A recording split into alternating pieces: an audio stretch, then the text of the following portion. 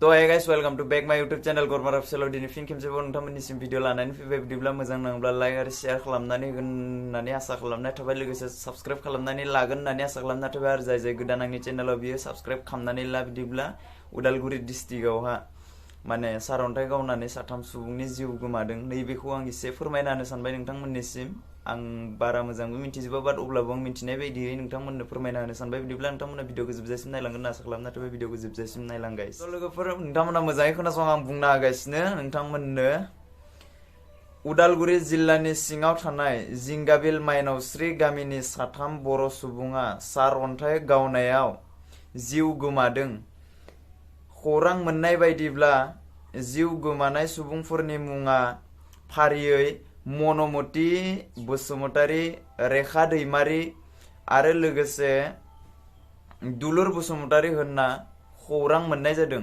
लोगोफोर दाखालि बारा जायो साननै सानथाम जाबाय सारअन्थाइ गावनानै माने उदालगुरि डिस्ट्रिक्टआव आरोना उदालगुरियावहा मा बुङो बे जिंगाबिल माइनावस्रियाव आरोना साथाम सुबुंनि माने माबा जाबाय, मा बुङो बेखौ, साथाम सुबुङा गोमालांबाय आरोना बे सारअन्थाइ गावनायजों। बिदिब्ला लोगोफोर बेखौनो आं फोरमायना होनो सानबाय। माने बेबायदि सारअन्थाइफोर माबाफोर गावबा माने थाथाबबाय थानाङा। दुब्लि फोथाराव थायोबा न'आव थाबैनो थांनांगौ। आरो लोगोसे सारअन्थाइ गावबा माने मबाइल सबाइल नायबाय थानाङा। सारअन्थाइ गावबा माने आरो लाइननि खाथियाव थानाङा। आरो लोगोसे बेबायदिनो आरोना माने बहुत बारे किसिम दं, बाट माने बेबायदिनि साइडआव माने एंगारनानै थाखानांगौ आरोना गाइस, नङाब्ला माने गावनियावनो प्रब्लेम जायो। आरो लोगोसे गावनो माने गावनो मिथिखायो बेफोरखौथ' आं बुंलायनो दरकार गैया गाइस। आरो लोगोसे माने मोनसे निउस आपडेट दंमोन लोगोफोर, नायलांबाय था। आरो लोगोफोर आंनि स्टेटास भिडिअ नायनो मोजां मोनग्रा, शायरि भिडिअ नायनो मोजां मोनग्रा लोगोफोर, नोंथांमोननिसिम मोनसे मोजां खौरां आरोना। आं दिनैनिफ्राय स्टार्ट खालामनो सानदों शायरि भिडिअ, ओमफ्राय आरो बिदि मोजां भिडिअ लाबोगोन होननानै सानदों। नोंथांमोना नेनानै दंब्ला दा मोनायाव नुनो मोनसिगोन, मिथिबायना गाइस। माने दा मोनासिम आं लानानै फैगोन। आरो जाय सोरबाफोर जुदि बबेबा डिस्ट्रिक्टनिफ्राय शायरि टायरि लिरनानै हरनो गोसो जायोब्ला लिरना हरबानो जाबाय। माने गावनि डिस्ट्रिक्टनि नेम आरो गावनि जायगानि नेम, गामिनि नेम आरो लोगोसे गावनि मुं लिरनानै हरबानो जाबाय। आं शायरिखौ माने बुंफोरनानै होगोन। बिनि माबाफोर प्रब्लेम दंब्ला माने बिनि शायरिजों लोगोसे आं बुंफानानै होगोन आरोना गाइस।